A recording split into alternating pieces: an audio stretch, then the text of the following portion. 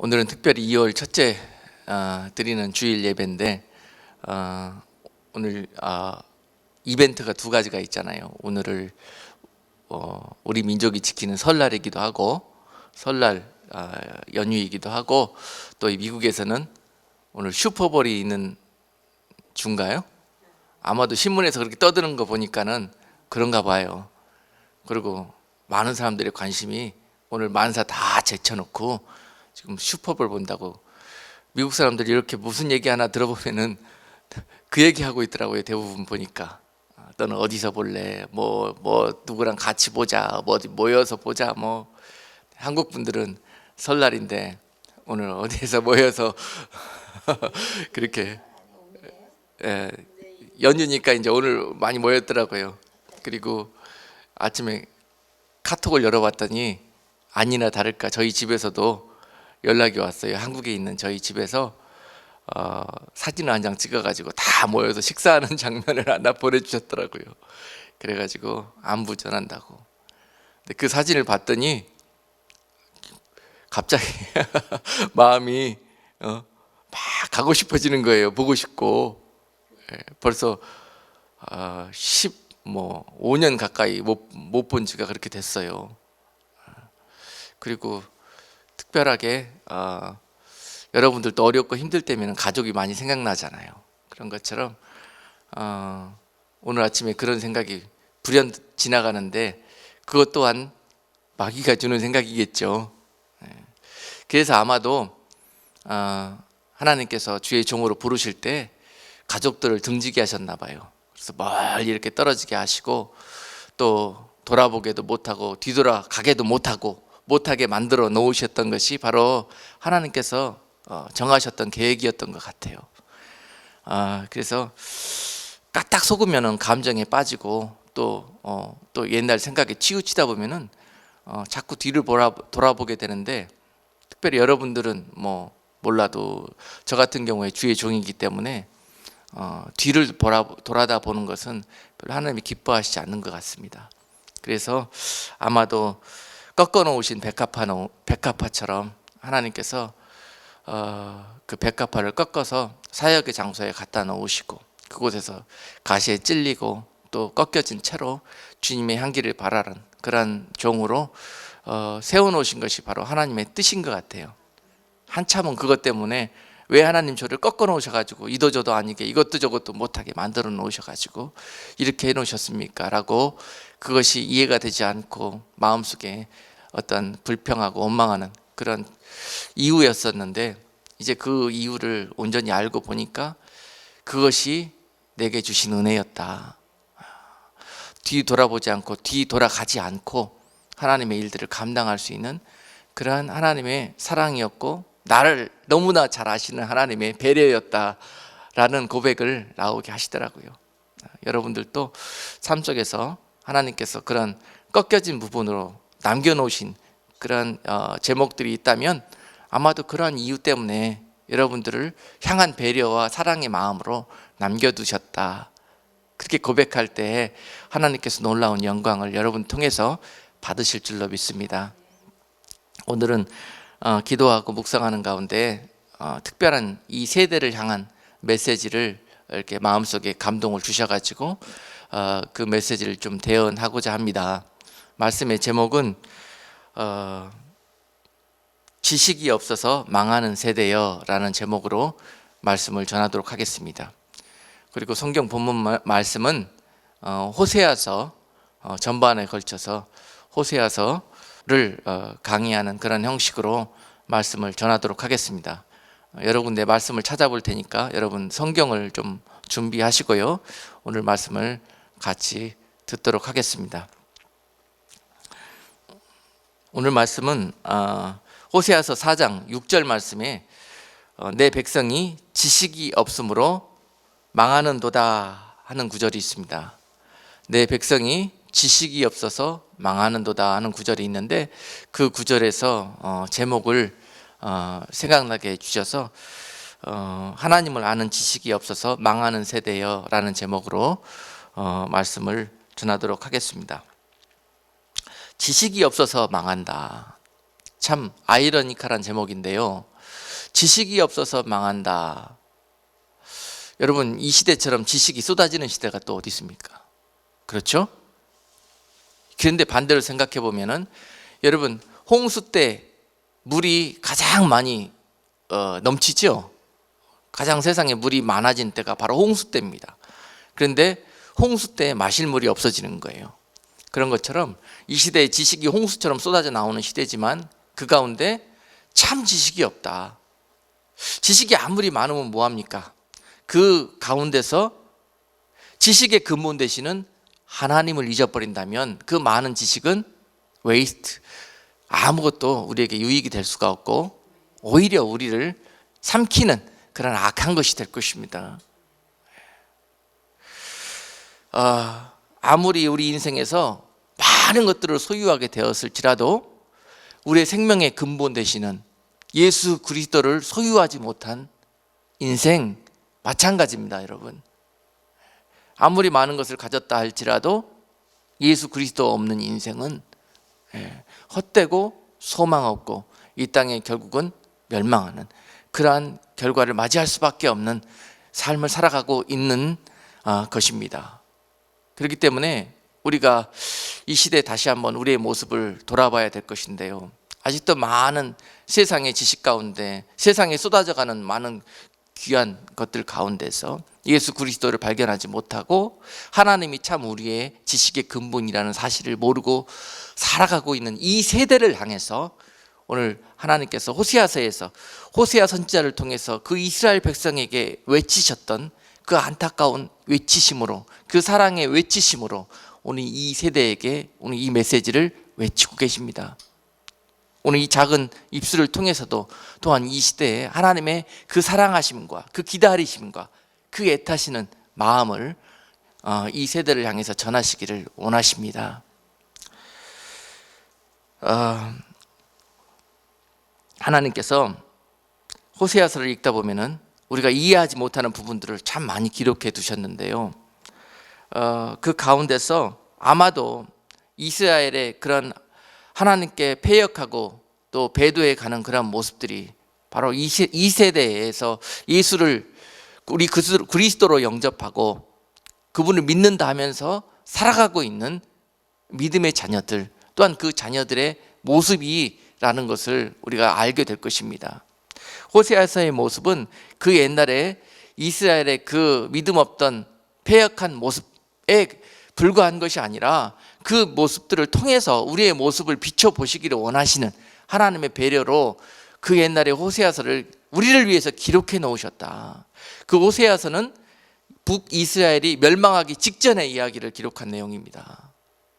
하나님께서 그 이스라엘을 사랑하셔서 많은 귀한 선지자들을 그 땅에 보내시면서 돌이켜라, 회개하라, 너희가 이제 하나님께로 돌아와라. 엘리야와 엘리사와 수많은 선지자들을 통해서 하나님의 메시지를 그들에게 전했습니다. 그러나 그들은 끝까지 제 갈 길로, 오늘 그 비유를 마치 어리석은 비둘기라고 표현하면서요, 너희가 어찌 입으로는 하나님 하나님 주여 주여 하면서 너희 발걸음은 저 애굽으로 가고 저 아수르로 가고 그러느냐.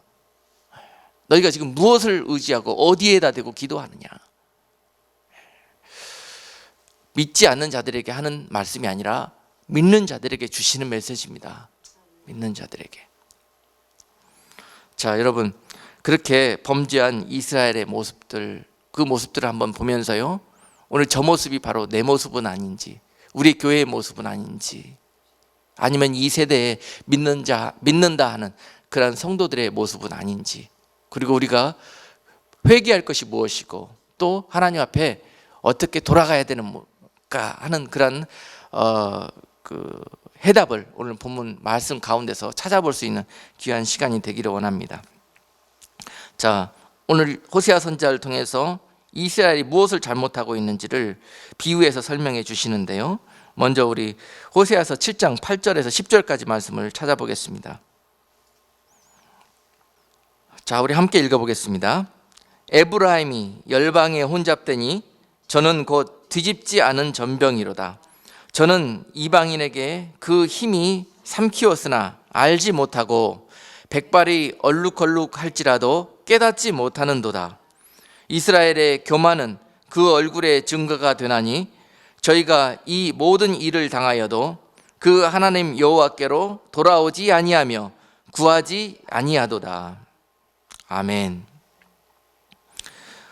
오늘 이스라엘의 모습을 첫 번째 비유하시면서 뒤집지 않은 전병과 같다고 말씀하십니다. 뒤집지 않은 전병. 지금 잘 달구어진 화덕 위에 이제 그들이 빵을 굽는데요. 그 백성이 알아듣기 쉽게 그들의 생활에서 일상생활에서 있는 소재들을 사용하시면서 하나님이 깨닫게 해주시는 거예요. 빵 구울 때 너희가 화덕을 달구어서 굽는데 그 화덕에서 그 빵이 타지 않도록 양면을 너희가 골고루 타지 않도록 익히려고 애쓰는 모습. 그렇듯이 왜 너희의 신앙생활은 그렇게 하지 않느냐, 이것을 말씀하고 계시는 거예요. 그리고 그 이유가 뭐냐? 교만하기 때문에 그렇다는 것입니다. 너희의 교만이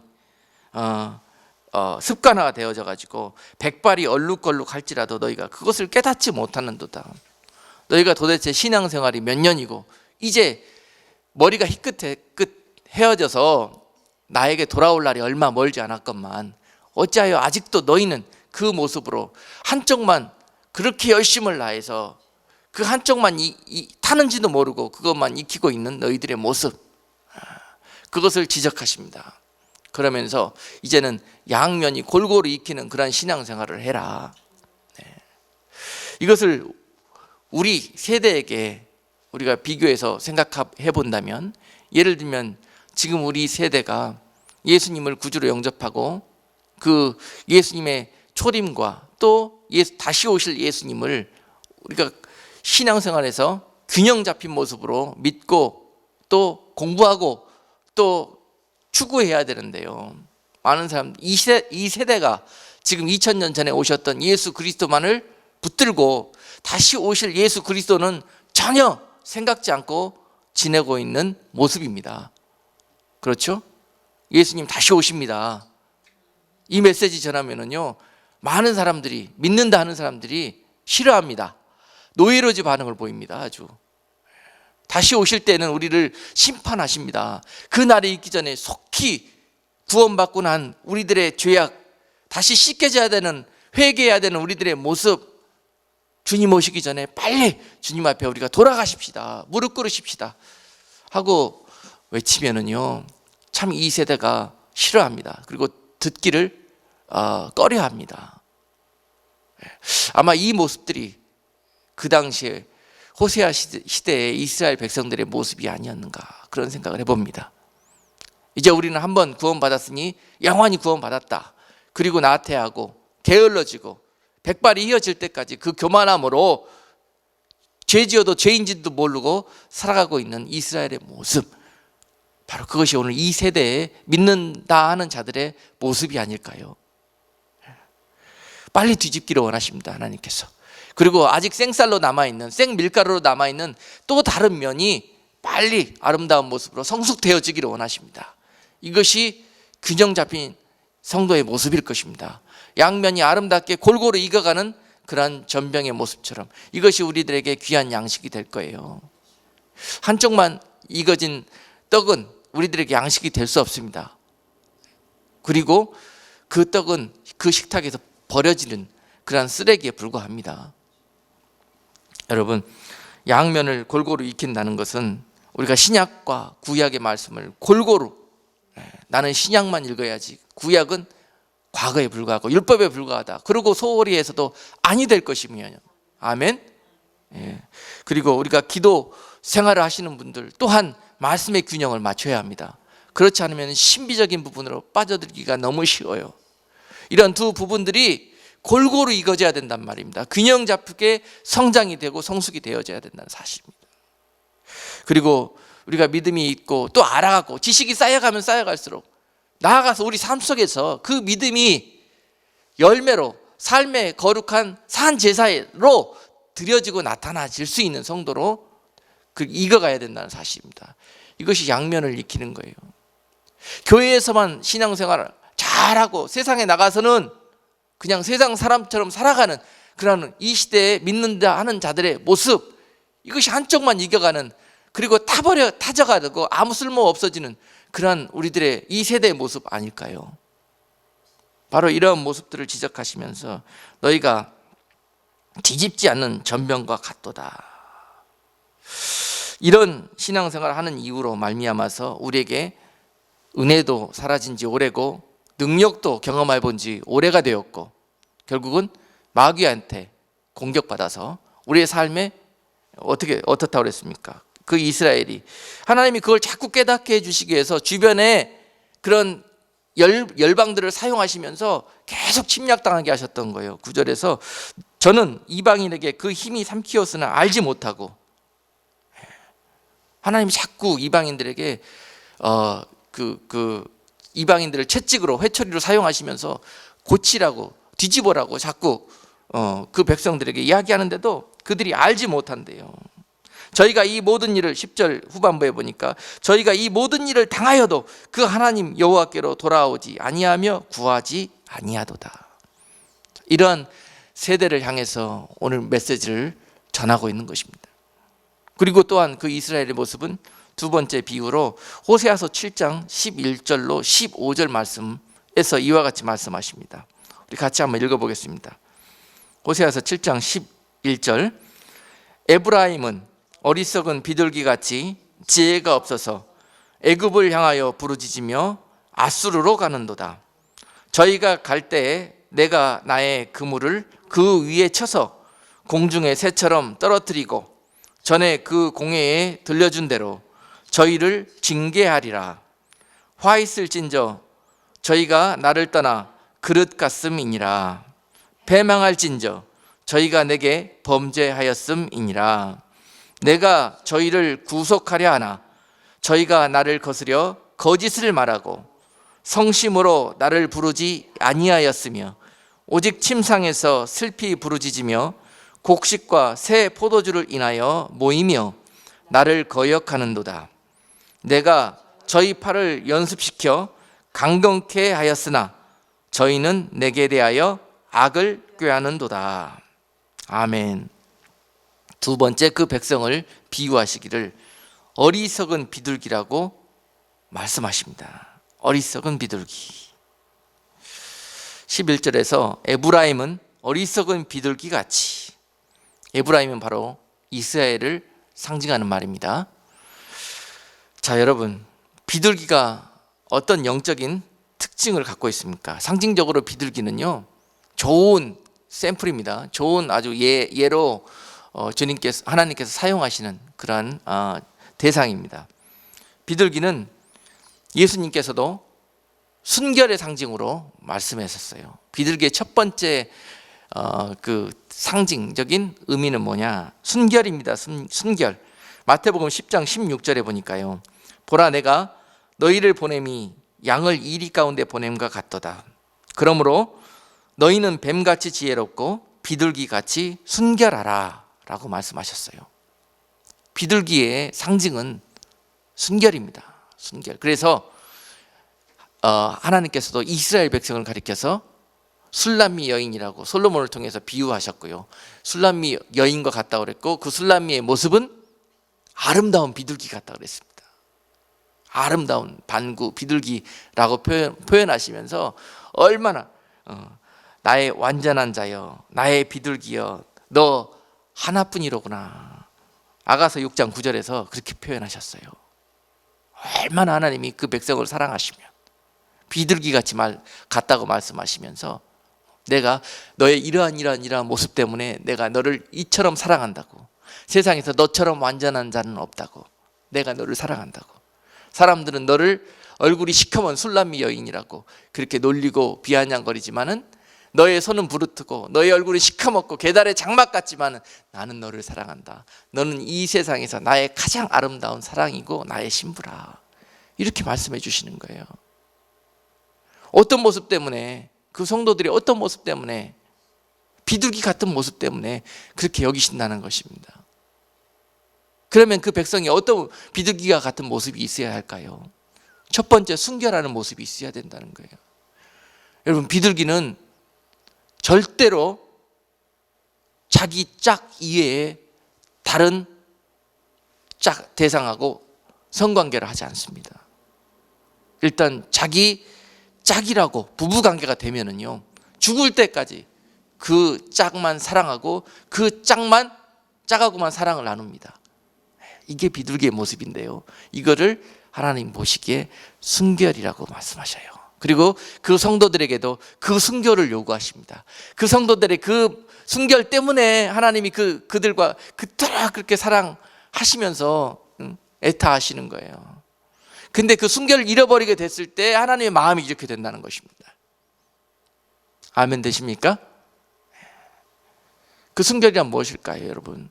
그 백성의 비둘기같이 간직해야 되는 그 순결은, 내가 하나님께 은혜 받고 하나님의 신부된 자로서 예비되어졌으면은 이제로 그 신랑과 그 순결의 사랑을 나눌 수 있는 성도가 돼야 되는데, 그 신랑만 바라볼 수 있는 성도들이 돼야 되는데, 그 이후로도 계속 마음은 세상을 향해서 사랑을 주고, 마음은 저 돈 우상에게 사랑을 주고, 이게 하나님은 간음이라고 그러는 거예요. 이것을 하나님께서 우리에게 순결을 잃어버린 비둘기라고 그렇게 말씀하시면서 이 세대를 향해서 너희가 과연 나에게 받은 은혜와 사랑을 저버리고 어디로 향하여 가는고?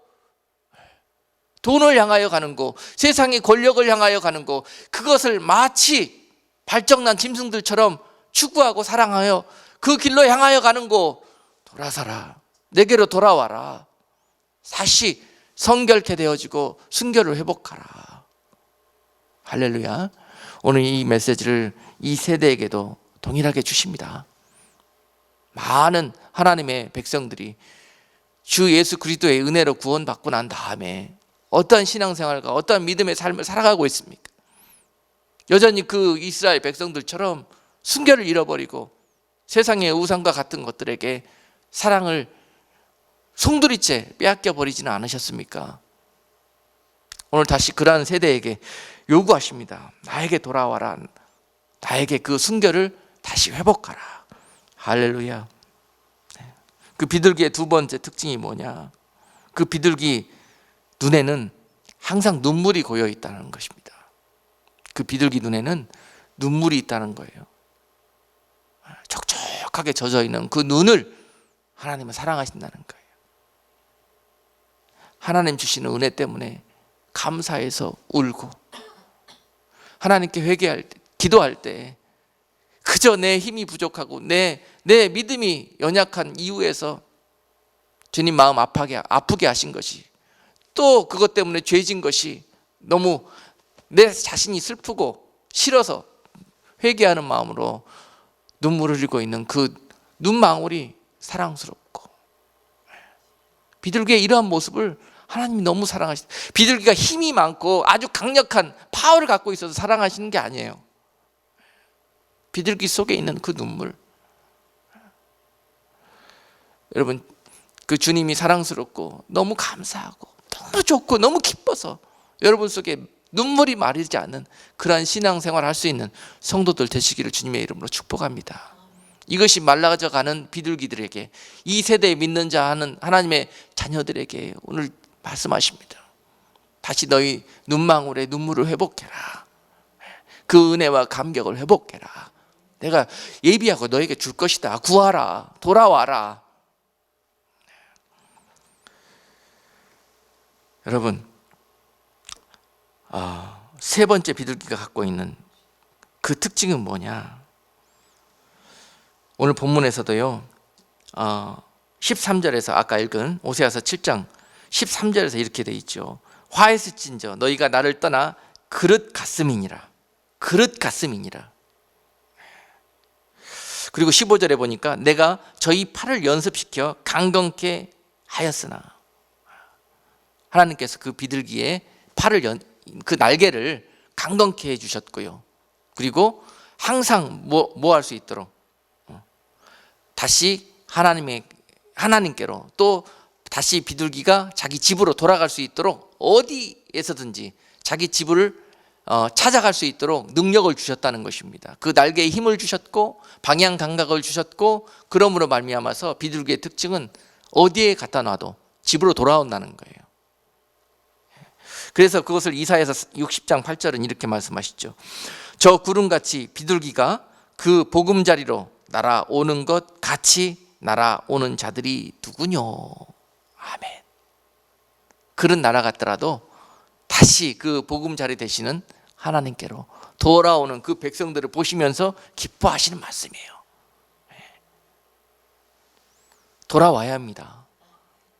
비둘기의 특징은 돌아와야 되는 것인데, 하나님께로 돌아오고 자기 둥지로 돌아와야 되는 것인데요, 어리석은 비둘기는 돌아올 줄을 모른다는 거예요.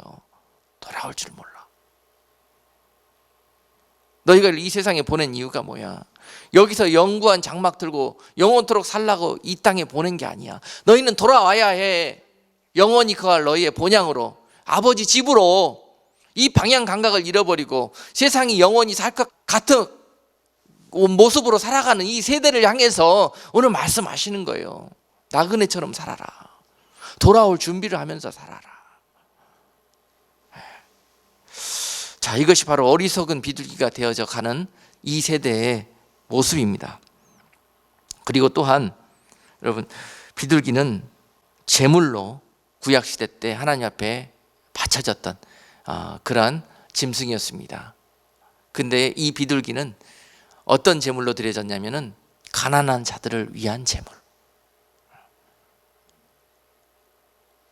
여유가 없어서, 능력이 안 돼서 양을 드릴 수 없는 자들이 비둘기라도 구해가지고 하나님 앞에 예배 드릴 수 있도록 하나님이 그들에게 긍휼을 베풀어 주셨던 그러한 제물이 바로 비둘기였습니다. 그리고 그 비둘기는 아무 소리도 하지 않고 마치 어린 양이 십자가를 지고 제물이 되어 주셨던 것처럼, 그 비둘기가 말없이 희생하고 제물 되어지는 삶을 살아가는 모습, 이것이 바로 제물로 드려지는 비둘기 같은 그 성도들과 백성들의 모습입니다. 그래서 하나님이 그 비둘기를 아름답다고 하시는 거예요. 오늘도 힘은 없고 부족하지만 비둘기처럼 묵묵히 사명 감당하면서 하나님 앞에 제물 되기를 원하는 그런 믿음의 그런 발걸음을 걸어가고 있는 성도들, 바로 그것이 바로 비둘기와 같은 모습인데요, 지금은 그 백성들에게 그 모습이 없어졌다는 것입니다. 겸손한 모습도, 그렇게 하나님 앞에 십자가를 지면서 조건 없이 계산 없이 헌신하고 충성하는 모습도 잃어가고 있는 이 세대의 하나님의 백성들에게 이제 비둘기의 모습을 회복해라. 레위기 5장 7절 보니까 그 모습이, 만일 힘이 어린 양에 미치지 못하거든 그 범과를 속하기 위하여 산 비둘기 둘이나 집 비둘기 새끼 둘을 여호와께로 가져가되 하나는 속죄 제물을 삼고 하나는 번제물을 삼아 라고 기록되어 있습니다. 그 당시에 하나님을 만나고 하나님께 회개하고 싶어도 제물이 없어서 그 성막에 들어가 제사 드리지 못하는 그 백성들을 위해서 하나님이 비둘기를 사용하셨습니다. 오늘도 저와 여러분들을 그러한 자들에게 보내서 소외되고 연약하고 주님의 손길이 필요한 곳에 보내어져서 그저 비둘기처럼 썩어주고 죽어주고 하나의 미랄이 되라고 하시면, 그곳에 보내어진 채로 불평하지 않고 원망하지 않고 제물이 되기를 원하는 그러한 모습으로 회복되어질 수 있는 우리 모두가 되어지기를 주님의 이름으로 축복을 드립니다. 이제 믿는 자 하는 자들이 너무 드러내려고 하고 너무 나타내려고 하고 너무 이 땅에서 보상받으려고 하고 인정받으려고 하고 자기의 이름을 드러내려고 하는 이 세대입니다. 그것이 온전히 믿는 자인 것처럼, 그리고 이것이 믿음의 능력이 나타나는 것처럼 그렇게 추구하는 세대입니다. 그러나 다시 하나님은 우리의 모습이 이 비둘기처럼 겸손하고 순결한 모습으로 회복되어지기를 원한다는 사실이에요. 성도들이 그렇게 되어지기를 원하고 교회가 그렇게 되어지기를 원하고, 그래야 이 세상에서 하나님이 정하신 대로 빛과 소금의 역할을 감당하는 그런 하나님의 공동체로 교회를 그리고 성도들을 사용해 주실 줄로 믿습니다. 이것이 바로 주님이 그토록 사랑하셨던 나의 아름다운 신부야, 나의 사랑하는 비둘기야, 나의 완전한 자야, 나는 오늘도 너 때문에 기쁘구나, 나는 너를 보면서 오늘도 이 세상에 소망을 갖게 되는구나 라고 하나님께서 이 시대의 교회들을 보면서 이러한 영광이 되고 기쁨이 되는 그러한 일이 회복되기를 주님의 이름으로 축복을 드립니다. 네. 자, 여러분, 또 이 이스라엘에 어떤 모습이 있었느냐. 세 번째로 호세아서 7장 16절에서 이렇게 이스라엘을 비유하십니다. 속이는 활이라고요. 같이 본문 말씀 읽어보겠습니다. 저희가 돌아오나 높으신 자에게 돌아오지 아니하니 속이는 활과 같으며 그 백성들은 그 혀의 거친 말로 인하여 칼에 엎드려 지리니 이것이 애굽 땅에서 조롱거리가 되리라. 여러분, 아까 읽은 호세아서 7장 11절에서 그 어리석은 비둘기들이 어떻게 구했습니까? 지혜가 없어서 애굽을 향하여 부르짖으며 아수르로 가는도다. 하늘아되고 기도는 열심히 하는데 돌아서 갖고 삶으로 가서는 아수르로 가야 되는가, 애굽으로 가야 되는가, 도대체 이 사람에서 가야 도움을 얻을 수 있는가, 아니면은 저 아수르에 가야 내가 안전한 피난처를 얻을 수 있는가, 이겁니다. 애굽은 세상의 풍요를 이야기하고 아수르는 세상의 가장 강력한 힘을 상징합니다. 우리가 하나님께 기도하고 하나님께 구하면서 돌아서서는 세상의 힘을 구하고 세상의 어떤 그 안식처와 공급을 구하면서 살고 있는 모습. 공급의 주인이 누구십니까? 하나님이십니다. 아멘. 이것을 다시 회복하고 돌아오라는 것입니다. 그런데 이것이 참 지혜라고 말씀하셔요. 그런데 그 백성들이 저희가 오늘 본문 말씀에서 그 모습이 바로 속이는 활과 같다고 그랬어요. 속이는 활. 자, 활의 특징이 뭡니까? 활은 화살을 장전시켜 갖고 쏘는 도구이죠. 그죠? 그런데 하나님께서 여러분들을, 화살이죠, 여러분들 장전시켜 가지고 세상을 향해서 쏘았단 말입니다. 보냈단 말입니다. 그리고 여러분들이 다니는 직장이나 삶의 터전을, 가정을 향해서 쏘았단 말입니다. 그곳에 보내어졌단 말입니다. 속이는 활은 어떤 의미를 가지고 있느냐? 보내셨을 때는, 그곳으로 쏘았을 때는 보내신 목적과 계획과 의미가 있을 거 아닙니까? 그렇죠? 그런데 보내어졌는데 그곳에 정확한 하나님의 목적대로 그 관역에 가서 꼽히지를 않는 화살, 이것을 가리켜서 속이는 활이라고 합니다. 네. 잘 상징적으로 봐야 될 것이에요. 이것은 어떤 우리들의 사명이나 또 이 땅에서 우리들이 감당해야 될 그런 십자가, 이런 모습으로 우리가 다시 한번 생각해 볼 수가 있습니다. 내가 그 십자가 지라고 너에게 그 화살을 쏘았는데 그 십자가 무겁다고 벗어버리고 잘라내버리고, 그렇죠? 그리고 내가 다시 돌아오라고 화살을 이 세상에 너희를 보냈는데, 쏘았는데 여기에 꽉 박혀가지고 도대체 돌아올 생각도 안 하고 하나님을 잊어버린 채 이 세상 임금 마귀에게 마치 양자가 버린 것처럼 종살이 속에 살아가고 있는 이 백성들 향해서 너희는 속이는 활과 같다는 것입니다. 하나님께서 여러분들을 저 관역을 향해서 쏘았을 때는 그 관역에 정확히 그 불사이에 그 관역 안에 명중이 되어져야 돼. 하나님이 기뻐하시는데, 여러분들을 통해서 영광을 받으시는데 그렇게 살지 못하는 것, 바로 이것이 죄라는 말의 어원이라고 그랬죠. 죄라는 것은 하나님이 그 목적하신 그 계획에 화살이 가서 맞지 않고 다른 곳에 맞는 것 자체가 죄라는 단어로 설명이 된다고 그랬습니다.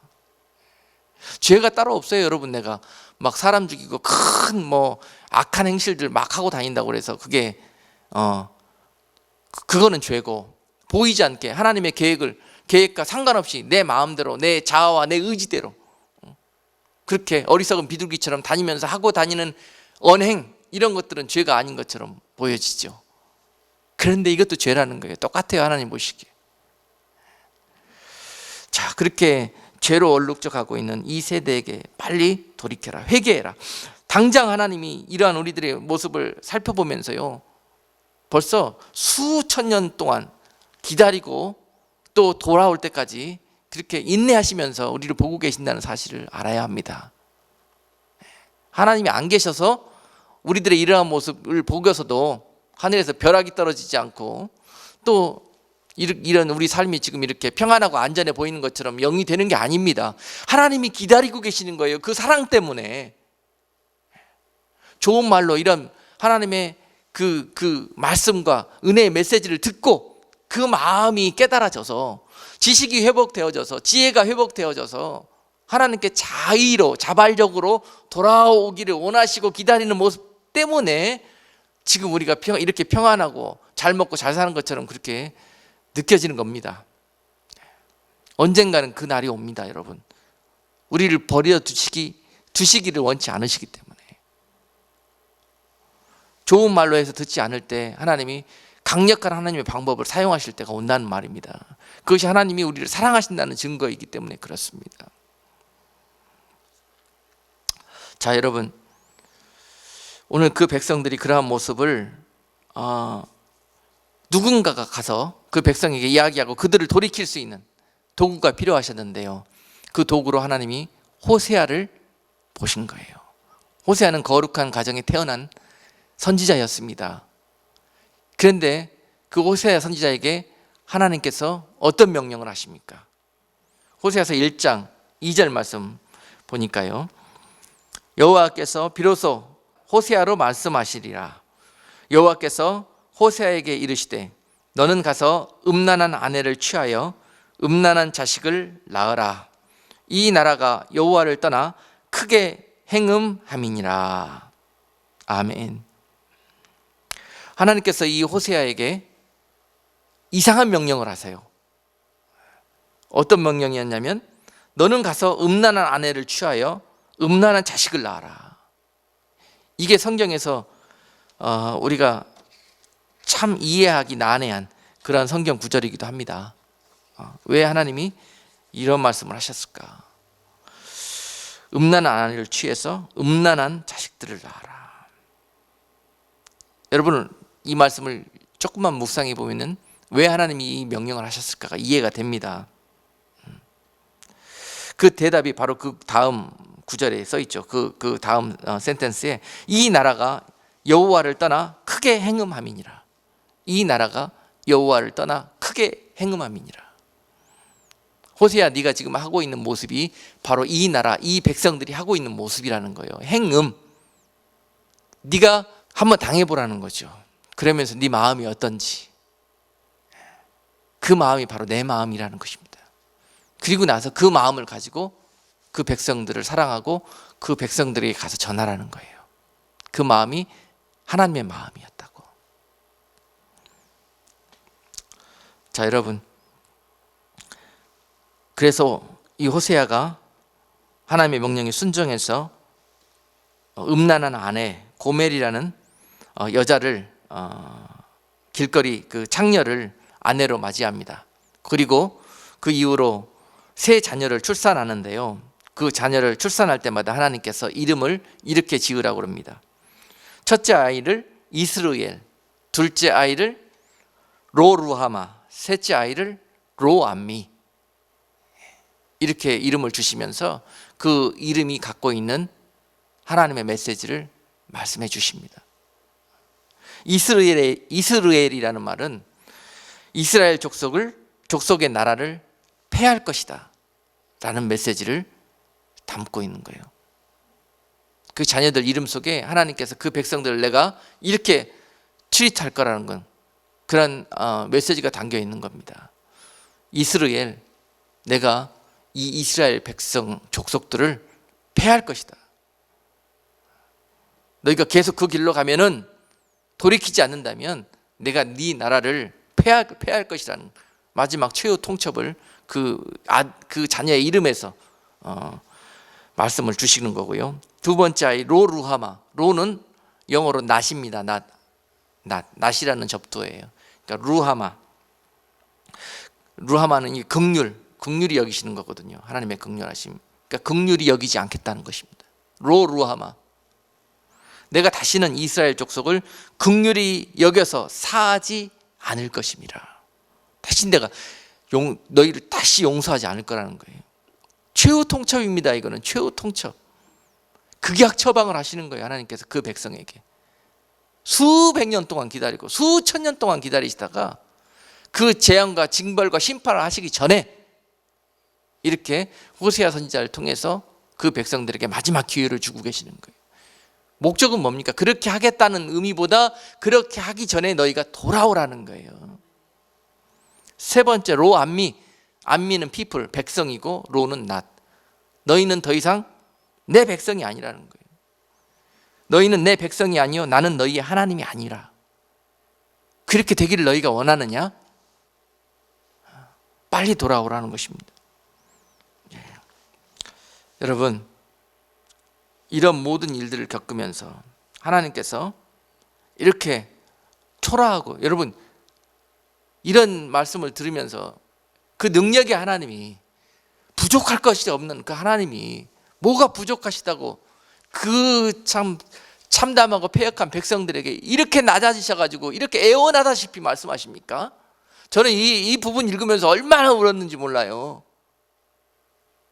왜냐하면 바로 이런 모습들이 바로 지금 이 순간 전까지 우리들의 모습이었기 때문에, 그걸 인정하기 때문에 하나님이 뭐가 부족하시고 뭐가 안타까우시다고 이렇게 패역한 백성들 지옥 보내버리면 끝인데 그렇게 하시지 않으시려고 마지막까지 이처럼 기다리시고 사랑을 베풀어 주시는지, 그 아버지의 사랑이 느껴지기 때문에 마음의 눈물을 흘릴 수밖에 없었고요. 오늘 호세아 선지자에게도 그 마음의 눈물을 보시기를 원하셔서 네가 직접 한번 그 음란한 여인을, 아내를 한번 맞아봐라. 얼마나 힘든지, 얼마나 마음이 아픈지 한번 살아봐라. 그리고 한번 아이를 낳아봐라. 속 썩이는 아이들 한번 낳아봐라. 그리고 한번 그 아이들과 그 아내랑 한번 살아봐라. 내가 지금 내 백성들하고 사는 모습이 이렇다. 그런데도 하나님이 그 백성들을 그냥 쳐버리시지 아니하고요. 호세아서 3장 1절로 3절 말씀 우리 한번 읽어보겠습니다. 이 부분에서 우리는 하나님의 사랑을, 정말 절대적인 그 백성을 향한 그 인내와 자비하심을 느낄 수가 있어요. 여호와께서 내게 이르시되 이스라엘 자손이 다른 신을 섬기고 건포도 떡을 즐길지라도 여호와가 저희를 사랑하나니 너는 또 가서 타인에게 연애를 받아 음부된 그 여인을 사랑하라 하시기로, 내가 은 15개와 보리 1호멜 반으로 나를 위하여 저를 사고 저에게 이르기를 너는 많은 날 동안 나와 함께 지내고 행음하지 말며 다른 남자를 쫓지 말라. 나도 내게 그리 하리라 하였노라. 아멘. 정말 여러분, 결혼 생활 하시면서 여러분 배우자가 다른 남자 좋다고, 다른 여자 좋다고 견눈질하는 것으로 그치는 것이 아니라 아예 가정 버려버리고 그 남자랑 그 여자랑 살겠다고 가출해버리고 이혼을 요구하고, 그럴 때 당하는 여러분들의 마음, 심정, 그것이 오늘 호세아의 심정이고요. 그것이 바로 하나님 아버지의 심정입니다. 다른 사람도 아니고 그토록 나를 사랑한다고 했던 내 배우자가, 내 백성이 나에게 어느 날 갑자기 그러는데요. 그 충격이란 말로 표현할 수가 없을 것입니다. 그런데도 불구하고 돌아오겠지. 잠깐 마음에 뭐가 씌어서 그럴 거야. 돌아오겠지. 끝까지 그러면서 마음의 문을 닫지 않고 그 길을 열어놓고 있는 모습이 바로 하나님 아버지의 사랑이라는 거예요. 우리는 그렇게 못해도 하나님은 그렇게 하고 계세요. 우리 하나님께서 그러한 우리들의 모습 때문에 누군가는 이 죗값을 치르고 누군가는 이 죄를 감당해야 되는데 그 사랑하는 아들에게 이 죄를 감당하시고 우리에게 다시 한번 기회를 주신 것입니다. 그런데도 불구하고 우리는 이 고멜과 같은 그 큰 은혜를 받았으면서 길거리 여자, 세상에 멸망당할 버려진 그런 존재들처럼 살아간 우리들을 버리지 아니하시고 구원의 은혜를 주셨는데 그 은혜가 얼마 가지도 아니하고 퇴색되어지고 잊어버리고 다른 남자가 와서 또 연애를 겁니다.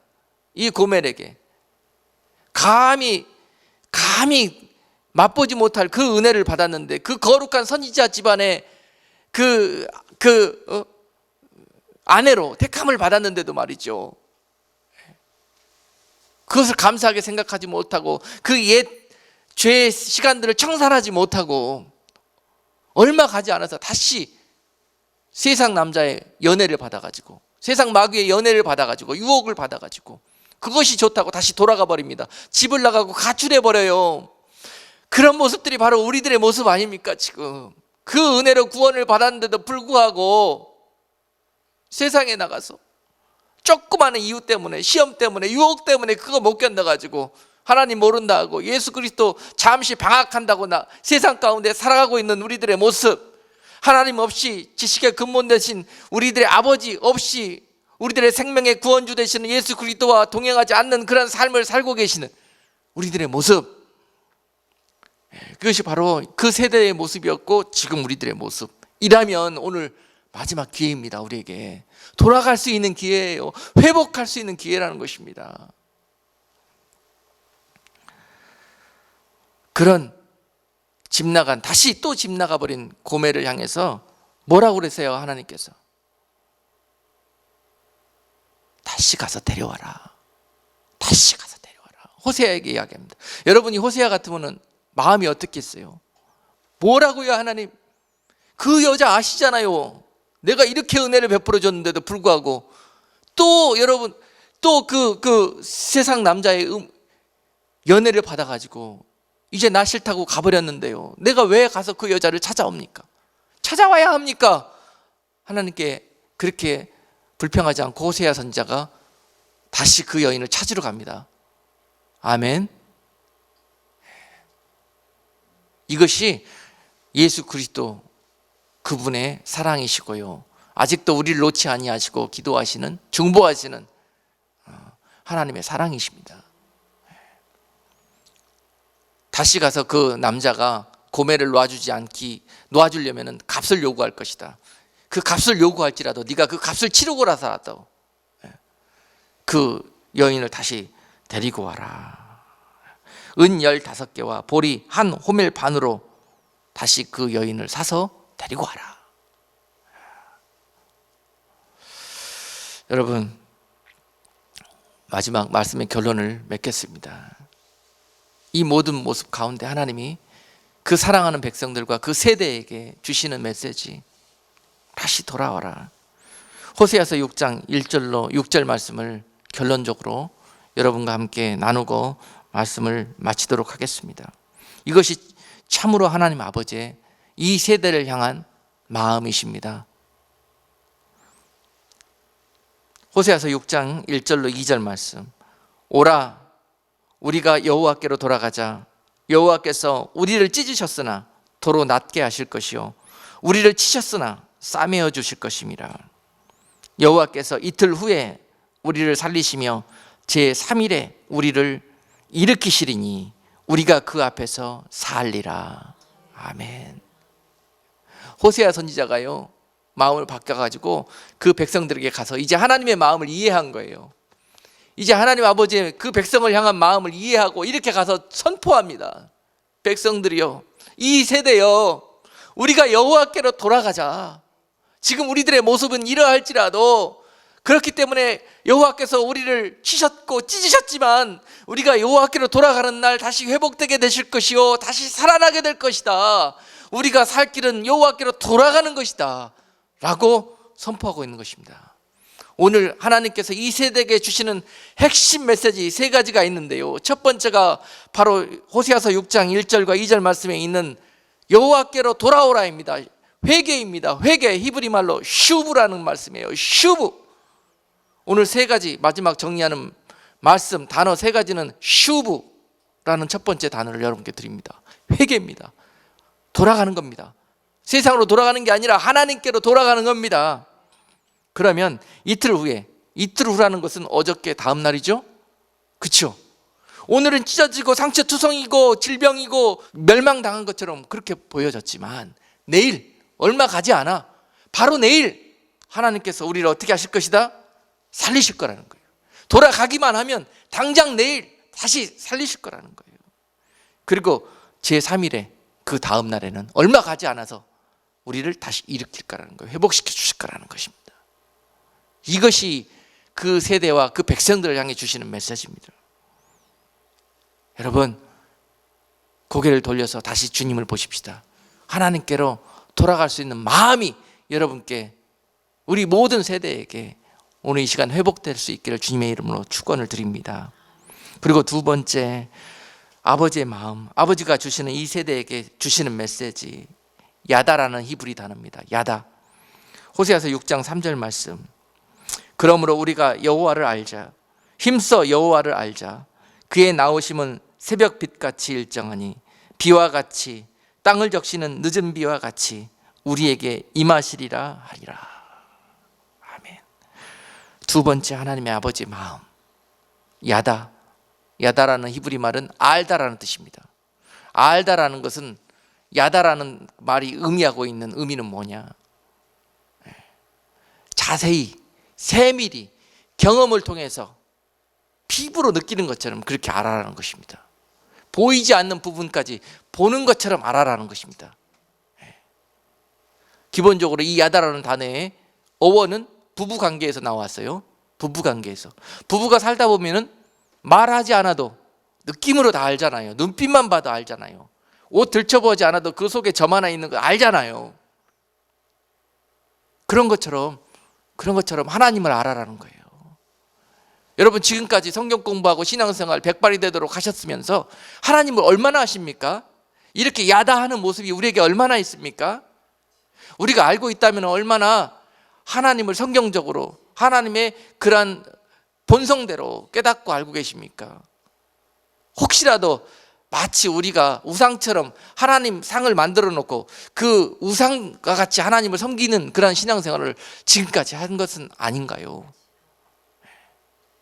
그렇게 하지 말고, 내 백성들아, 그래서 너희가 망하였도다, 그러지 말고 나를 좀 제발 알아달라, 나를 좀 읽어달라. 내가 써놓은 나의 말씀 안에 이미 나를 다 드러내놨다는 것입니다. 그러니까 나를 좀 읽고 나를 그 안에서 깨닫고 알아달라는 거예요. 지식으로 알지 말고 마음으로 나를 알아달라. 그렇게 해야 너희가 나를 사랑할 수 있다는 거, 나의 마음을 이해할 수 있다는 것입니다. 나는 속히 진노하시는 하나님이 아니라 나는 너희에게 새벽빛같이 일정하게 너희를 지금까지도 동행하고 사랑하고 비추고 계시고, 나는 너희들에게 이른 비와 늦은 비를 주시면서 은혜를 아끼시지 않은 하나님이었다는 것을 너희가 말씀을 통해서 알게 될 거라는 거예요. 제발 나에게 막혀있는 그 원망하고 불평하는 마음 이제 접고, 내가 너희를 얼마나 사랑하는지를, 부모의 마음을 깨달아서 이제 그 사랑 가운데 나와라. 그 백성들, 그 세대에게 주시는 두 번째 메시지였습니다. 세 번째, 마지막. 내 그 사랑은 너희가 원하는 그 사랑과 다르다는 것입니다. 내가 너희와 나누고 싶은 그 사랑은 바로 이러한 사랑이라는 거예요. 호세아서 6장 4절로 6절 말씀. 에브라임아, 내가 네게 어떻게 하랴? 유다야, 내가 네게 어떻게 하랴? 너희의 인애가 아침 구름이나 쉬 없어지는 이슬 같도다. 그러므로 내가 선지자들로 너희를 치고 내 입의 말로 너희를 죽였노니 내 심판은 바라는 빛과 같으리라. 나는 인애를 원하고 제사를 원치 아니하며 번제보다 하나님을 아는 것을 원하노라. 아멘. 바로 호세아서 6장 6절 말씀 우리 기억하십시다. 나는 인애를 원하고 제사를 원치 아니하며 번제보다 하나님을 아는 것을 원하노라. 바로 여기에서 사용된 인애라는 단어가 히브리 말로 헤시드라는 단어입니다. 헤시드. 오늘 세 가지 히브리 단어 말씀드렸습니다. 슈브, 야다, 헤시드. 이 세대에게 원하시는 하나님의 메시지입니다. 내가 너희와 나누기 원하는 사랑은 절대적인 사랑. 하나님은 절대 마음이 없는 형식적인 제사 받기를 원하시는 분이 아니시고요, 마음이 없는 그런 사랑 받기를 원하시는 분이 아니십니다. 한 번 예배를 드리더라도, 여러분 한 번 제사를 드리더라도 여러분들의 온 마음과 우리들의 온 사랑을 담아서 신령과 진정으로 하나님 앞에 나아오는 자들을, 그렇게 주를 찾는 자들을, 부르는 자들을 우리 주님은 오늘도 즉시 내가 여기 있노라 속히 나타나시면서 그들과 함께 하실 것입니다. 이 세대들이 왜 능력이 없고 왜 이렇게 연약한 삶을 살 수밖에 없는가? 이러한 하나님을 잊어버렸고 이미 어리석은 비둘기와 속이는 화살처럼, 뒤집지 않는 전병처럼 이 세상 속에서도 믿음, 예수 그리스도를 우리 구주로 영접한 이후로 그러한 삶을, 그러한 신앙생활을, 그러한 믿음의 삶을 살고 있는 연고로 결국은 현재 이 모습이 되었다는 것입니다. 그러나 여호와께로 돌아가는 날 이틀째 우리를 살리실 것이고 제3일이 되면은 우리에게 소망을 허락하여 주셔서 이렇게 세워주신다고 말씀하십니다. 돌아가십시다 여러분. 그 첫 발걸음은 돌아가는 것에서부터 시작합니다. 마지막 말씀을 마치면서 몇 주 전에 어느 곳을 가면서 제가 본 장면 하나를 여러분께 소개를 드립니다. 호수 안에 얼어붙어 죽은 오리 몇 마리를 보게 되었는데요, 그 장면을 보면서 도대체 이해할 수가 없었습니다. 왜 겨울은 오리에게 얼어 죽을 그런 이유가 없는데 저렇게 얼어붙은 호수에서 얼어 죽은 모습으로 최후를 맞이하게 되었을까? 그 장면을 보여주시면서 특별한 메시지를 주시는 것을 느꼈습니다. 그래서 며칠 동안 계속 기도를 했죠. 하나님, 이것이 무엇을 의미하고 저에게 무엇을 가르쳐 주시기 위해서 이것을 보게 하셨습니까? 그랬더니요, 이런 감동을 주셨어요. 그 포트 안에서 물이 데펴지면서 그 데펴져 갖고 끓게 되어지는 상황도 모르면서 그 속에서 죽어져 삶아져 갔던 개구리, 그 예화를 생각나게 해주시면서요, 이 세대가 바로 그러한 모습에 있다. 지금 호수가 얼어붙어 가는지도 모르고 조금 있으면 자기가 얼어 죽게 될 것인지도 모르고 물 만난 오리처럼 그곳에서 여전히 평안하다 안전하다 하면서 놀고 있는 모습이 바로 이 세대의 모습이다. 슬라이드 속에서 제가 하도 기억이 남아서 한 장 찍어놨습니다, 사진으로. 보시다시피 저런 모습이 바로 우리의 최후의 모습이 되지 않기를, 오늘 다시 얼어 죽기 전에 주께로 돌아가는 그런 은혜가 이 시대에게 또 성도들에게 있기를 간절히 원하는 마음에서 오늘 이 메시지를 증거했습니다. 저 아프리카에 가보면은 스프링벅이라는 그러한 사냥 짐승이 있습니다. 그들은 너무 연약하기 때문에 떼를 지어서 그렇게 맹수들의 공격을 피하려고 그렇게 떼를 지어서 살아가고 있습니다. 그런데 들판에 풀이 말라가고 있는 시적기가 오면은 그들은 풀을 찾아서 정신을 잃어버립니다. 그래서 어떻게든지 남들보다 내가 좀 더 풀을 많이 먹어야 되겠다. 그리고 여기저기 막 분주하게 찾아 헤맵니다. 그러면서 막 뛰어요. 옆에 산양이 스프링벅이 뛰니까 옆에 있는 친구도 뜁니다. 그리고 막 정신없이 벌판을 뛰어다닙니다. 물이 져가지고. 그러다가 앞에 있는 양은 뒷무리가 뛰어서 밀어붙이니까 자기도 모르게 앞으로 막 뛰어서 도망갑니다. 인도자들은 무리가 정신없이 밀고 오기 때문에 어쩔 수 없이 밀려서 자기도 모르게 한 방향으로 갑니다. 그 많은 무리들이 미친 듯이 한 방향을 향해서 뛰어가고 있는 모습이에요. 근데 문제는 그 앞에 바로 절벽이 있습니다. 멈출 수 있는 길이 없어요. 앞에 있는 인도자가 절벽을 봅니다. 그러면서도 멈추지 못합니다. 결국은 무리에 밀려서 앞에 인도자들이 다 빠지고 떨어져 죽고 결국은 그 무리가 한 마리도 남지 않고 다 그 절벽으로 뛰어내려 죽습니다. 이것이 그들의 최후입니다. 이 모습을 보면서 여러분, 이 시대에 성도들과 교회의 모습이 과연 이런 모습은 아닌지, 인도자는 소경이 되어서 소경된 양들을 인도하는 모습이, 그리고 다 함께 이렇게 절벽 낭떠러지로 멸망의 길을 향해서 달려가고 있는 건 아닌지, 다시 한번 이 세대가 주님 앞에 겸손히 무릎 꿇고 우리들의 모습을 돌아볼 수 있는 이 귀한 시간이 되기를 주님의 이름으로 축복합니다. 기도하겠습니다.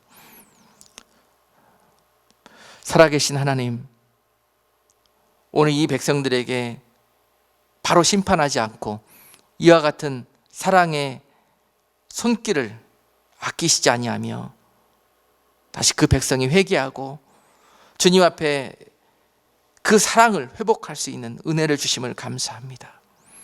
강팍하고 교만되어져 있는 이 세대가 오늘 주신 메시지 앞에 자복하고 회개하기를 원하오며, 아버지, 정말 들을 수 있는 귀가 있는 자가 되어서 이 하나님의 사랑의 메시지를 듣고 많은 무리들이 낭떠러지로 향하여 달려가는 것이 아니라 돌아서서 아버지께로 돌아오는 놀라운 역사 있게 해 주시옵소서.